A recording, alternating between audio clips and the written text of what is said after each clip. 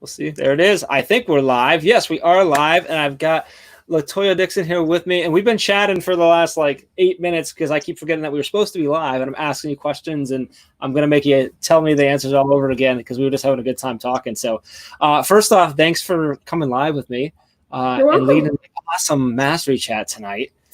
How are you feeling after the chat? I'm really excited, honestly, to go back and read some of the responses. It was quite a task keeping up. I've facilitated, hosted several chats, but I felt like that it was some really good engagement. I was really moved by the honesty and authenticity in some of the responses. Well, I really thought the questions just set that up really, really nice. I was looking at them beforehand, and I was just thinking, man, this is going to be one of those chats where everyone digs deep, and that's what I saw the whole time. And so, yeah, one of my favorite things is always to go back and read all the answers because you can't possibly see them all. So you go back and have the engagement and stuff like that. That's I really enjoy that. So I asked you this prior to getting on, but I should have hit go beforehand. But can you share for anyone who maybe hasn't been connected with you or is just connecting you maybe through the chat tonight, where you're at, what your own education is, and then I actually wouldn't mind if you kind of sharing sort of your journey to where you are now. I thought was really cool. So would you mind doing that for us? Sure.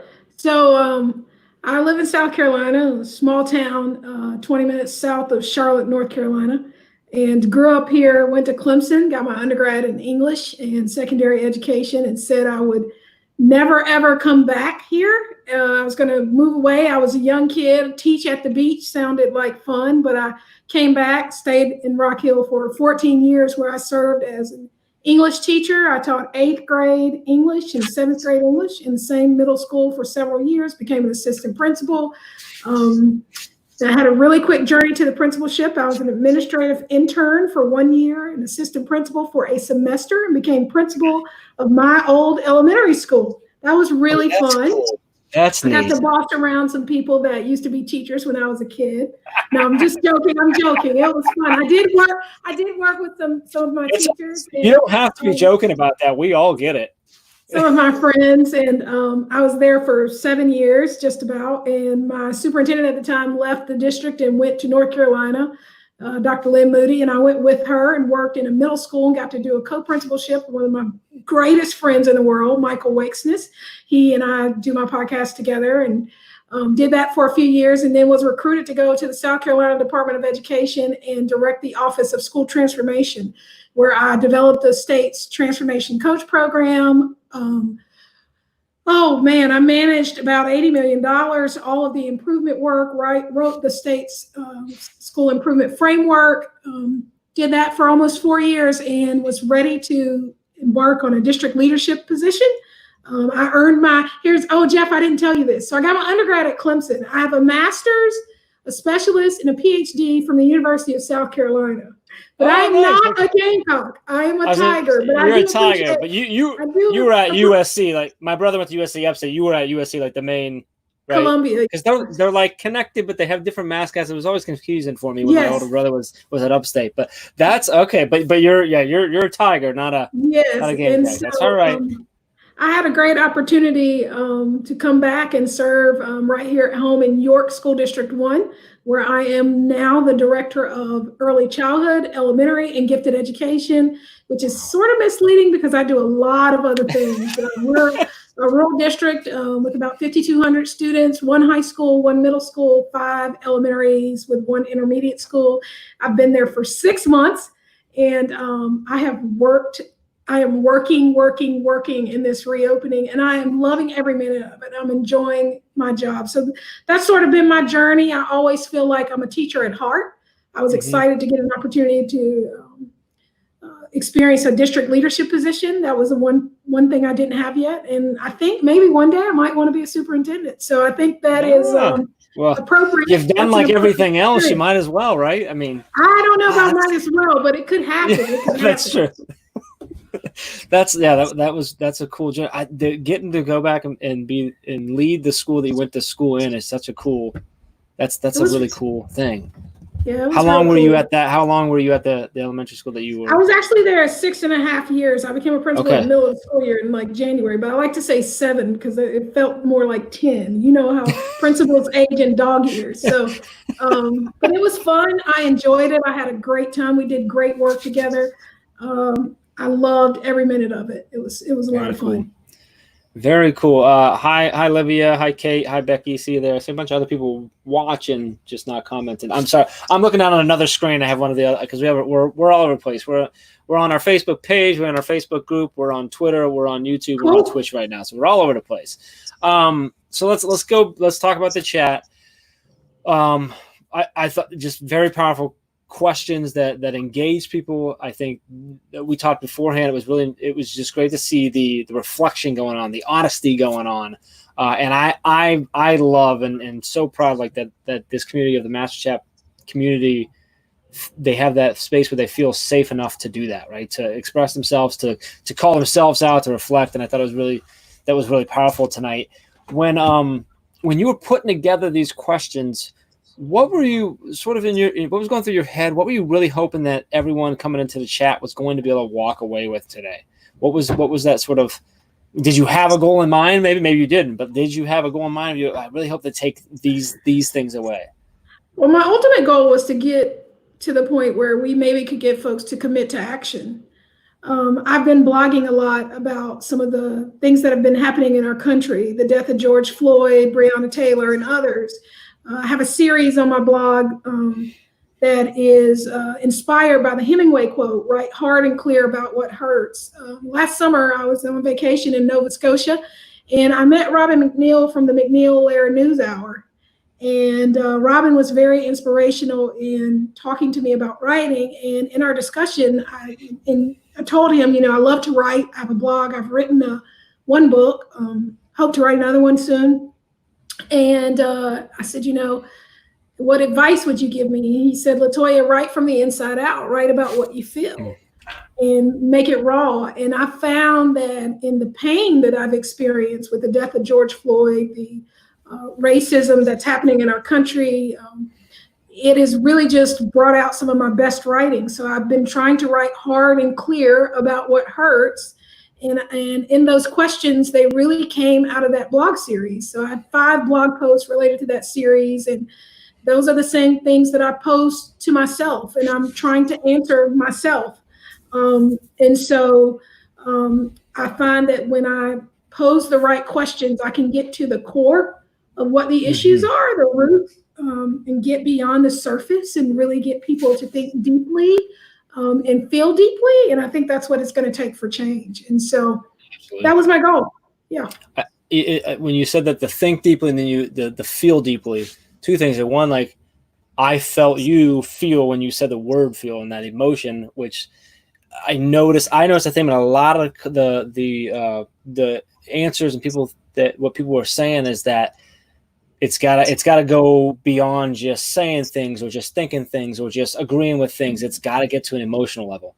And I think for me, I feel like this moment in time has gotten more emotional for more of us. And that's why it feels a little bit different than some of the times that we've seen, these the tragedies that do get picked up by the media and people hang on to them for a little bit and then they tend to unfortunately fade away. And I feel like this is stronger right now because I feel like people were feeling a little more emotional. And I don't know why it didn't happen before, but that gives me hope to see that. And I saw that in the chat a lot. A lot of people talking about it's got to be emotional. You got to feel it. You got to be able. It's got to come from inside there. And I felt that a lot in this chat. Did you feel that that people did come away with what you were hoping for? That people were committed to that action? That people were getting that message?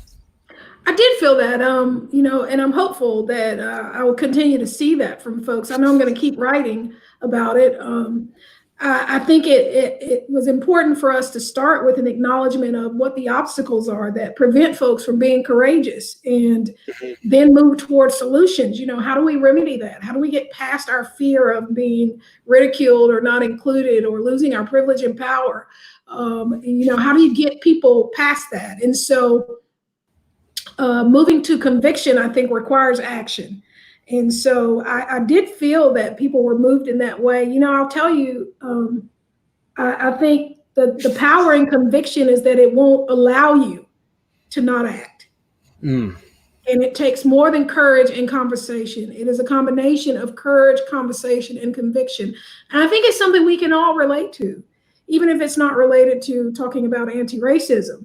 We've all felt convicted when we maybe were on a diet and we cheated and ate a burger. I shouldn't have done that.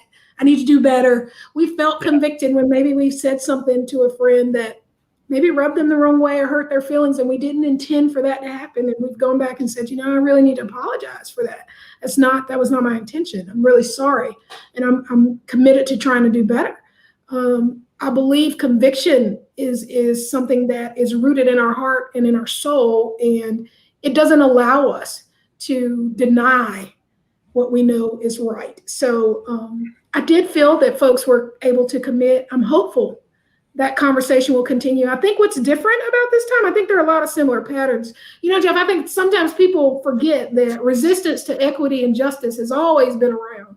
I've listened to people talk about the protests and riots, and it's almost as if they've forgotten when folks used to use hoses and dogs and billy clubs on people who were protesting. That violence has been present for a long time in a lot of different formats. But resistance to equity is not new. It's not new. But what gives me hope are young people. Young people are in a place where they are not willing to live in a world that I grew up in, that my mother and father grew up in. They won't change. And they're not going to wait on us to make it happen. And so my mother used to say, every generation gets wiser. And I believe that we're on the path to real change. And I'm excited about that. Yeah, that is exciting there. Was there a particular question that you were maybe, I don't want to say more excited about, but maybe more excited about, more interested in, more wondering, like, that you were excited to see what the answers were, or interested to see what the answers were? Was there any question that you could think of that they can pull out? Oh yeah, definitely. It was question 2. I believe it was question 2. Hang on a second. Do you mind if I take a look? Yeah, I think it was the one it was about the obstacles. No, it was the one about what causes folks to not speak up. Or maybe it was the obstacles. Yeah. What are the obstacles that prevent individuals from? Yes, I was really interested in that because I'm always curious as to why folks feel comfortable privately supporting but not publicly addressing things, and what gets in the way of that, and really getting to the root of that. And I find that often people say, well, it's fear. And when you try and get them to get to talking about, well, what are you fearful of? Often it's fearful of loss of an inauthentic relationship anyway, or fearful of being left out, being a part of the marginalized group, because you're no longer a part of groupthink. Peer pressure is something that doesn't end when adolescence transforms into adulthood. It happens forever.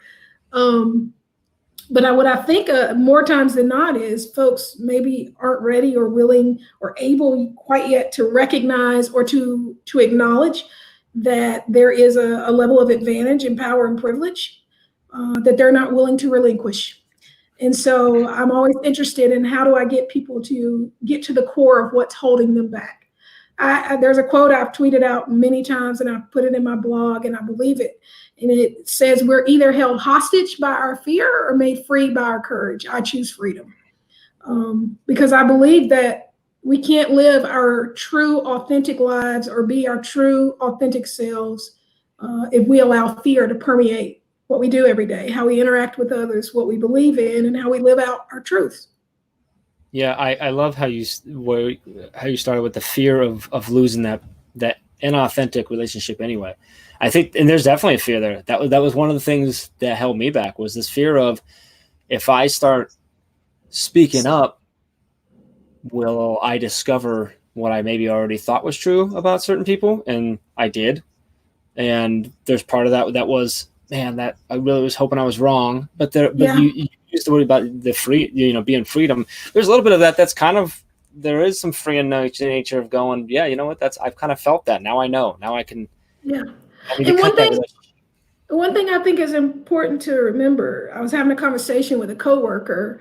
He and I have been friends for 20 years, and we now work together again. We talk together. We started teaching together. It's kind of cool.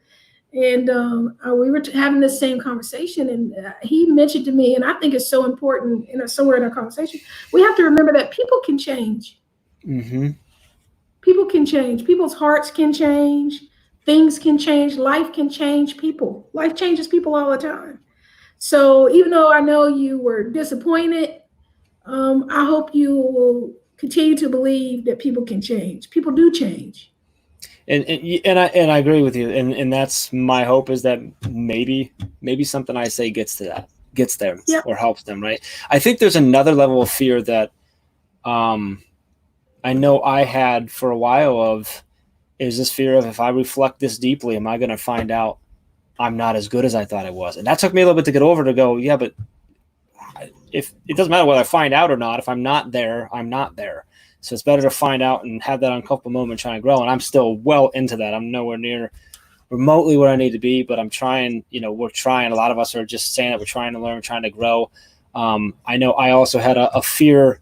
I've had a fear a long time of just not knowing enough, which I talk to, colleagues, friends, family, and it's a lot of it. You don't have to know it all, as long as you're willing to continue to try and learn, right? And change, like you said, right? People I can change too, right? I'm trying to change. I'm trying to grow. I'm trying to learn. And so that was definitely that fear as well. So I think that's what I saw in the answers, was a whole lot of fear of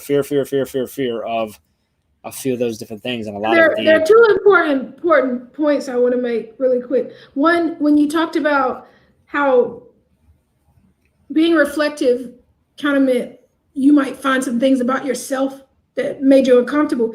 James Baldwin is my favorite writer of all time. I have tried to read everything he's written, and I'm not done. I haven't read everything. And he has a quote, and he says, I imagine one of the reasons people cling to their hate so stubbornly is because they sense once it is gone, they will be forced to deal with pain. I think that's true. I think that's true on a lot of levels. And the second thing that I thought about when you talked through fear and the response, and the thing I don't think people always understand is that fear is an illusion. Fear is our anticipation of what could be, what might be, our anxiety around what might happen, but it's not real. I mean, it is a real emotion, but it is the stories we make up in our head, that drives our fear. And I have worked really hard in my life to handle fear appropriately, understanding that although I feel it, it doesn't mean that it's real. That's such an incredible way to look at fear. I've never thought through it that way, of like, it is. And my mother, when I was growing up, I grew up really poor. My mother was a single parent. I'm also the youngest of three. I have two sisters. We all went to Clemson. Go Tigers. They're not educators, but they're great people. But, when we were growing up, my mother would always tell us, because she didn't go to college, but she always told us we were going, and she pushed us really hard to do things she had never done before. And she would say to us, whatever you do, never allow fear to stop you from doing anything. And so many people live a life of hostage. And not even just about things like anti-racism. They just are fearful of being themselves, of saying they don't like a food at dinner and eating it anyway. There's a polite way to say, I don't care for any, thank you. With a nice smile. I mean, it's a real issue, I think. But that's been an incredible part of my journey, dealing with fear in a healthy way. Yeah. I think that's really, I'm still stuck on the way you described that. It's just hit me. And I also just stuck on the fact that you threw out some Harold Melvin at us too, which is Blue Notes. I love that. I was like, I love old music. Well, I don't know if it's old music. I love old Motown and soul music. We'll call it I love older. all kinds of music. We're not going to call it old. We'll call it older. I love all kinds of music. So when I was a kid, my mom had a record player, and when my parents were married before they divorced, she said they would, purchase records all the time. So we had all these records in the house, and we would play them. And I learned all this music, and I love music. I listen to music every day. I especially listen to it when I'm feeling down, spirit, it needs an uplift, or just to pick me up. It's very important in my life. Yeah. Me too. Music has always been that way. Actually, in a past life, I actually owned and operated a record label, and that's sort of where I started a lot of my business stuff. I just something about it can heal you like nothing else, in my opinion. So. Oh yeah. And that I don't want to call it old. The older like Motown souls, just classic. Oh yeah. I have a very diverse music taste. I like just about every genre of music except for heavy metal. See, I'll even go there. I used to always joke, if you looked at my CDs, you get everything from like Beethoven to Marilyn Manson to Compton's Most Wanted and like Death Row to Bush or Matchbox. Like I've always been that way. I just even if it's not the thing I might go to, I appreciate it. Like, so even like a really like speed metal or black metal, like I might not go there and listen to it much, but I appreciate like the skill it takes. And same thing, like, someone who can flow, when it comes to hip hop or rap, like even if it's not necessarily my style, I don't necessarily like get on a beat or whatever. Like if they can flow, just like the talent it takes to write it. Same thing with like a great guitar solo. I may or may not have that skill. What skill? You rap? Are you about to rap for us right now? Is that about to happen? But I was in a rap group in college, and I do have a channel on SoundCloud under a pseudonym, which I will not tell. Oh, come on. Will you share a secret with me? I won't tell anybody else. No, maybe off the air. How did you? I'm a writer. Rap is writing. It's poetry. So I love. What did you rap about? What was the? I still make music for fun as a hobby. But all kinds of things, everything. You're full of surprises. Anything you can feel, I can write about. I love it. I'm gonna find it. It is now my life's mission to track that down. Good luck to you. I'm gonna do some digging. I'm gonna find it somewhere. Someone's gonna come out. There's a fan somewhere that loves your music, and they're gonna catch me somewhere on social. I'm gonna get them. I'm gonna find it. Now that's really cool. Do you play instruments? Do you have any instruments that you play? Now you got me thinking. No, I don't play any instruments. I did band for 1 year or 2 years in middle school. I played sports in high school and in middle school. I played basketball all my life, and 2 years of clarinet. And I was like, no, Mom, band's not for me. And so she let me drop out. I'm a dropout. When you rap, did you make the beats and stuff too, or no? I usually purchase them or rent them. I just write the lyrics and perform. So gotcha. All right. Yeah.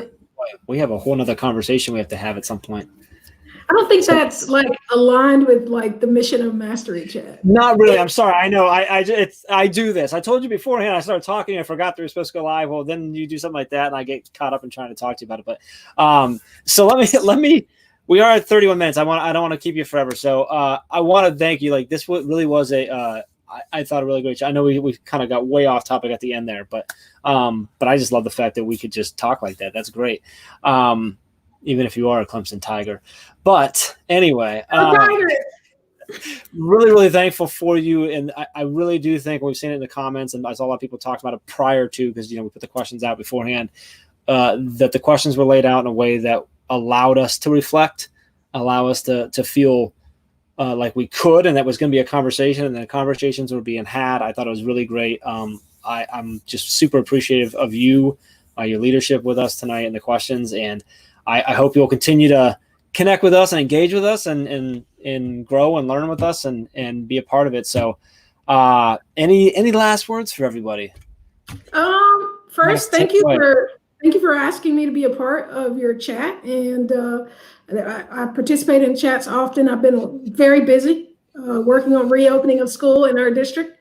But I was glad to be a part. And my last words would be, there's this thing that I believe in called the power of one. And it's that we can change the world with one action, one conversation, one relationship. And so I would just encourage everybody not to be discouraged by everything you see, but to recognize that there are times when we're making a difference and don't see it and don't get to watch how it manifests itself. But by operating under the power of one, if we just help one person, we are doing good work. And so it's about something bigger than ourselves, right? So keep at it. Don't give up. And as I always say at the end of my podcast, on the end of any blog I write, be you, be true, be a hope builder. Oh, I love it. Take all that, everyone. Thank you for jumping on, watching us, commenting, participating in chat. We'll see you next week. Latoya, if you can hang on, I'm going to end our live feed, but I want to talk to you real quick before we jump off. Appreciate all of you. We'll see you next week. Have a good night. Bye, everybody.